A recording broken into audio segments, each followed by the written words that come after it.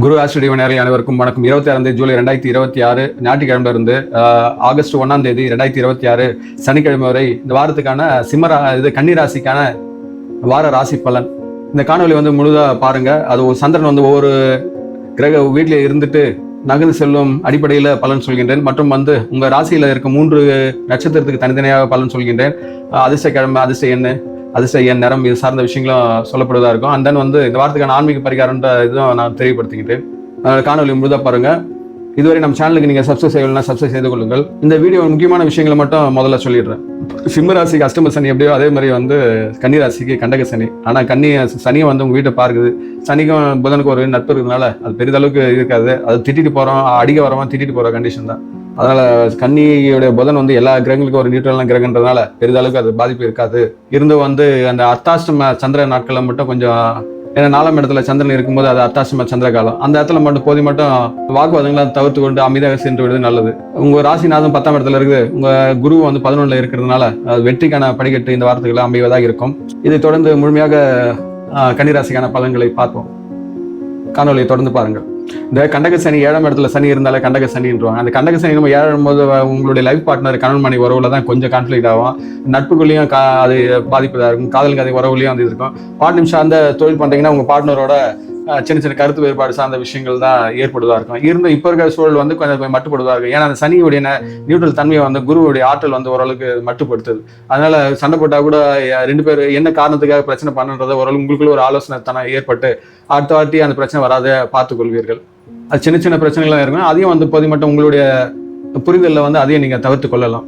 அதாவது இந்த குரு பார்வை சனி மேல இருக்கிறதுனால ஒரு 80% அந்த தாக்கம் கொஞ்சம் குறைவதாக நீங்க எடுத்துக்கொள்ளலாம்.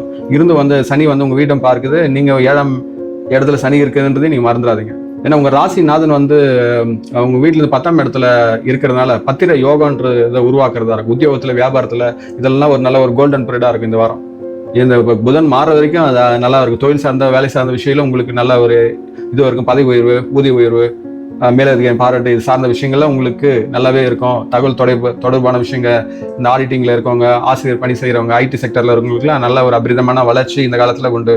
லாபஸ்தானமான 11ஆம் இடத்துல பாத்தீங்கன்னா அரசாங்க கிரகமான சூரியன் இருக்கு. அந்த தனக்காரங்கன்னா குருவும் உச்சமா இருக்கிறதுனால 11ஆம் இடத்துல உபஜயஸ்தானத்துல இருக்கிறதுனால அபரிதமான ஒரு தன யோகம் இருக்கு. பணம் எதனா ஒரு வழியில உங்களுக்கு வருவதாக தான் இருக்கும். லாபம் உங்களுக்கு ஏதோ ஒரு விதத்துல கிடைக்கிறதா இருக்கும். அரசு வழியில் எதிர்பார்த்த உதவிகள் கண்டிப்பா கிடைக்கும். போட்டித் தேர்வு, மாணவர்கள் போட்டித் தேர்வு சார்ந்த விஷயங்கள்லாம் நீங்க ஈடுபட்டீங்கன்னா உங்களுக்கான வெற்றி உறுதிப்படுத்தி கொடுக்கும். தந்தை வழி சார்ந்த உறவுகளும் உங்களுக்கு உதவி, அறிவுரை, ஆலோசனை கிடைப்பது. அவங்க சார்ந்ததால் நீங்கள் பலன் அடைவதாக இருப்பீர்கள். இந்த குடும்ப சார்ந்த இதுல 1ஆம் தேதி பாத்தீங்கன்னா ஆகஸ்ட் 1ஆம் தேதி சுக்கிரன் உங்க வீட்டுல வருது. அது நீச்சமா ஆகிறதுனால கண்டிப்பா கணவன் மனைவி சார்ந்த விஷயங்கள்ல சில விஷயங்களை விட்டு கொடுத்து செல்றதுதான் நல்லது. ஏன்னா 9ஆம் இடத்துலயும் செவ்வாய் இருக்குது. அதனால அப்பாவோட சின்ன சின்ன கருத்து வேறுபாடுகளும் வரலாம். இங்க கொஞ்சம் கவனமுடன் இருங்கள். குரு பார்வை உங்களுக்கு பெரிய ப்ரொடெக்ட் பண்ணும். அதனால உங்களோட முயற்சிகள்லாம் வெற்றி அடையும். குழந்தை பாக்கியம் எதிர்பார்க்கறவங்களுக்கு நல்ல செய்தி கிடைக்கும். திருமண வாழ்வுல ஒரு விதமான ஒற்றுமை ஏற்படுத்தி கொடுக்கறது அமைப்பா இருக்கும். குரு பார்வையினால இந்த சனி பார்வை தான் கொஞ்சம் லொலுத்தனம் பண்றதா இருக்கும். அது உடல் சோர்வு இதெல்லாம் ஏற்படுத்தி அம்மாவுக்கும் பாத்தீங்கன்னா சின்ன சின்ன உடல்நல குறைவுலாம் ஏற்படலாம். அதனால கொஞ்சம் உடல் சார்ந்த ஆரோக்கியத்துல கொஞ்சம் நீங்க கவனம் எடுத்துக்கொண்டுதான் ஆக வேண்டும். இந்த அடிப்படையில் பார்க்கும்போது சந்திரனுடைய நகர்வு கொண்டுதான் இந்த வாரத்துக்கான வாரப்பலன் நம்ம பார்க்கதா இருக்குது. கரெக்டா பாத்தீங்கன்னா உங்க வீட்டுல இந்த 4ஆம் இடத்துல தனுசு ராசியில பாத்தீங்கன்னா 26, 27, 28 இந்த 3 தேதியில திங்கள், செவ்வாய், புதன் 3 தேதியில சந்திரன் தனுசு ராசி அர்த்தாஷ்டம சனிக்கிழமை இருக்கிறதுனால உங்க சுகஸ்தான 4ஆம் இடத்துல பயணிக்கிறதுனால வார தொடக்க நாள் பாத்தீங்கன்னா ஒரு இனம் புரியாத ஒரு குழப்பம் இருக்கும். அம்மாவின் உடல்நிலை கொஞ்சம் கவனியுங்கள். முக்கியமாக அந்த 2-3 நாட்களை பார்த்தீங்கன்னா வாகனங்களை போது மட்டும் தொலைதூர பயணங்கள்லாம் டிராவல் பண்ணாதீங்க. ரொம்ப கொஞ்சம் ஸ்லோவா ரைட் பண்றதுதான் நல்லது. முக்கியமான முடிவுலாம் எடுக்கிறதா இருந்தால் ஒரு முறைக்கு 2 முறை உங்களுடைய வெல்ஃபேர் சார்ந்தவங்க கிட்ட கேட்டு அது ஆலோசனை செய்து எடுக்கிறது நல்லது. ஏன்னா அதே சந்திரனை தான் சனி 10ஆம் பார்வையும் பார்க்குது, புதனும் பார்க்குது, செவ்வாயும் 3 கிரகங்கள் பார்க்கறதுனால ஒரு விதமா அழுத்தத்தை கண்டிப்பா நீங்க உணரலாம்.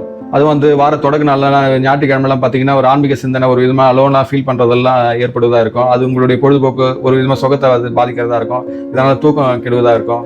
26ஆம் தேதியும் இதை நன்கு நீங்க உணரலாம். 28ஆம் தேதி பார்த்தீங்கன்னா ஒரு விதமான ஒரு ஆக்ரோஷம், ஒரு விதமான எதையும் சாதிச்சலான்ற இது இருக்கும். அந்த இதுலயே நீங்க செயல்பட்டாலும் அதுவும் சிரமம் தான். அதனால அந்த 3 நாட்கள வந்து சந்திராசிரம காலம் மாதிரி எப்போது மட்டும் அமைதியா கடந்து செல்வது நல்லது. அதுக்கப்புறம் பார்த்தீங்கன்னா சந்திரன் வந்து உங்க வீட்டுல இருந்து 5ஆம் வீடான மகரத்துக்கு செல்வது. மகரத்தை ஆல்ரெடி குரு பார்வை பார்க்கறதுனால 5ஆம் இடம் இருக்கிறதுனால ரொம்ப சிறப்பாக காலமாக தான் இருக்கும். அதனால இது முன்னாடி இருந்த அந்த 3 நாட்கள் ஏற்பட்ட இதெல்லாம் மன உளைச்சலாம் நீங்க ஒரு விதமான தெளிவு பெருக்கும். குழந்தைங்க மூலமா நல்ல ஒரு மகிழ்ச்சியான செய்திகள்லாம் வரும். உங்களின் ஆக்கப்பூர்வமான சிந்தனைகளை கொஞ்சம் படைப்பாடு சிந்தனைகளை அதிகரிக்கும். இந்த குரு பார்வை நேரடியா பாக்குது. சந்திரனும் வந்து குரு பார்க்கறதுனால ஒரு கஜகஸ்ரீ யோகம் கொண்டு அமையும். சூரியனும் உங்க சந்திரனை பார்க்கறதுனால உங்களை அந்த 29 பாத்தீங்கன்னா பௌர்ணமி, நிறைஞ்ச பௌர்ணமி. அதனால அந்த 29, 30 தேதியெல்லாம் பாத்தீங்கன்னா அந்த 2 நாட்கள் கன்னிராசிக்காரர்களுக்கு நன்றாகவே இருக்கும். இருந்தும் வாகன செல்வம் மட்டும் கொஞ்சம் எச்சரிக்கையாக செல்றது நல்லது. இந்த கண்டக சனி, அஷ்டம சனி, 7 சனி வருஷத்தெல்லாம் வந்து பயணங்களை ரொம்ப கவனமா இருக்குன்றதான் சொல்லுவாங்க. அதனால கன்னிராசிக்காரன் நீங்களும் வந்து பயணங்களை வந்து கொஞ்சம் கவனமா இருங்கள். அதுக்கப்புறம் 31ஆம் தேதி, ஆகஸ்ட் 1ஆம் தேதி எல்லாம் பாத்தீங்கன்னா சந்திரன் வந்து கும்பராசிக்கு உங்க ராசில இருந்து பாத்தீங்கன்னா 6ஆம் இடத்துக்கு நோய் எதிரி கடன் ஸ்தானத்துக்கு செல்றதுனால, 6ஆம் இடம்ன்றது மறைவு. ஆல்ரெடி ராகம் இருக்கிறதுனால ஒரு விதமான கிரகண தோஷம் மாதிரி தான். அதாவது 6ஆம் இடத்துல ராகு இருக்கிறது வந்து உபசய ஸ்தானம்னு சொல்லுவாங்க. 6ல ராகு, சனி இது மாதிரி பாவகிரகங்கள் இருக்கிறதா ரொம்ப பலம் பெற்றதா இருக்கும். சந்திரன் அதோட இணையறதுனால எதிரிகளை வீழ்த்தலாம், எதிரிகளை அடக்கலான்ற போது அது எப்படி இது பண்ணலான்ற அந்த குழப்பம் ஏற்படும். அதுல இருந்து தீர்வு வரத்துக்கு கொஞ்சம் டைம் எடுத்துக்கும். கடன் சார்ந்த விஷயங்களை இது பண்ணலாம், பணம் யார்கிட்ட வாங்கி எப்படி டேக்கிள் பண்ணி இது பண்ணலாம் போது அது சார்ந்த கடன் வசூலிக்கிறது அவன் போன நேரத்தில் கிடைப்பானா சார்ந்த குழப்பங்கள் தான் இருக்கும் அந்த சூழல். அதே வேலையில பாத்தீங்கன்னா சுக்கிரனை வந்து உங்க ராசிக்கு நீச்சம் அடைகிறதுனால இப்படி சூழல் இருக்கும்போது உங்க வீட்டுல கணவன் மனைவி உறவு சார்ந்த விஷயங்களை இதை பத்தி பேசும்போது கோவம் வந்து சண்டை போற சூழலாகவும் மாறலாம். இப்படிதான் ஒன்னோட ஒன்னு காம்பினேஷனோட கனெக்ட் ஆகும். இதெல்லாம் வந்து ஒரு விதமான ஒரு மறைமுகமான பயம், ஒரு விதமான சோர்வு, இதெல்லாம் வந்து நீங்குவதாக இருக்கும். இந்த சூழலை நீங்க நல்ல கரெக்டா நீங்க அனலைஸ் பண்ணீங்கன்னா அதுக்காக நீங்க கரெக்டா அப்சர்வ் பண்ணிக்கலாம். அந்த சதய நட்சத்திரம் வரும்போது நன்றாகவே நீங்க உணரலாம். பூரட்டாதி நட்சத்திரத்துக்கு செல்லும் போது அது வந்து ஒரு கஜகசி யோகம். அது முன்னாடி இருந்த தீர்வுல அதாவது கடன் எப்படி வசூலிக்கலான்ற அந்த குழப்பம் இருந்து கடன் வசூலிச்சுன்னு வச்சுங்களேன், உங்களுக்கு ஒரு சந்தோஷம் தானே. அதனால ஆகஸ்ட் 1ஆம் தேதியெல்லாம் வந்து ஒரு விதமான நார்மல் ஆயிடும். அதனால சந்திரன் வந்து 29, 30 அந்த மகராசியில இருக்கும்போது இந்த 2 நாட்கள் சிறப்பா இருக்கும். இந்த அடிப்படையில் பார்க்கும்போது கன்னிராசிக்கு 3 நட்சத்திரம் இருக்கு. உத்திரம், அஸ்தம், சித்திரை. அந்த உத்திரம் 2, 3, 4 பாதம் கொண்ட உத்திர நட்சத்திரக்காரர்கள் பாத்தீங்கன்னா சூரியன் அம்சம் பொறிஞ்ச உத்திர நட்சத்திரம். அது சூரியனை வந்து லாபஸ்தானத்துல இருக்கிறதுனால அரசுத்துறை சார்ந்த வேலையெல்லாம் வந்து எதனா ஏற்பாடு முடியும், வருமானம் வந்து உயர்வதாக இருக்கும். சூரியனை வந்து குருவோட இருக்கிறதுனால ஒரு தனவரவுக்கு பிரச்சனை, உங்களுக்கு ஆளுமையை நீங்க நன்றாக உணரலாம். அது 28, 29 தேதியெல்லாம் வந்து நன்றாக ஒரு உங்களுக்குள்ள ஒரு பணவரவு, நல்ல ஒரு அரசு தொடர்புடைய விஷயங்கள், இது அரசியல் துறையில இருக்கவங்களுக்கு நல்ல ஒரு விதமான காலமாக 28, 29. அதுக்கப்புறம் பாத்தீங்கன்னா அஸ்த நட்சத்திரக்காரங்க அது சந்திரனை அம்சம் பொருந்திய நட்சத்திரம் என்பதால் இந்த அர்த்தாஷ்டம சந்திரன் வந்து 4ஆம் இடத்துல இருக்கிறதுனால அந்த ஞாயிற்றுக்கிழமை, திங்கக்கிழமை, செவ்வாய்க்கிழமை மட்டும் கொஞ்சம் ஒரு விதம் மனசோர்வு, ஒரு மாதம் தவிப்பு, ஒரு விதமா அலோன்லாம் ஃபீல் பண்றது, தனிமையா ஃபீல் பண்றது இதெல்லாம் இருப்பதா இருக்கும்.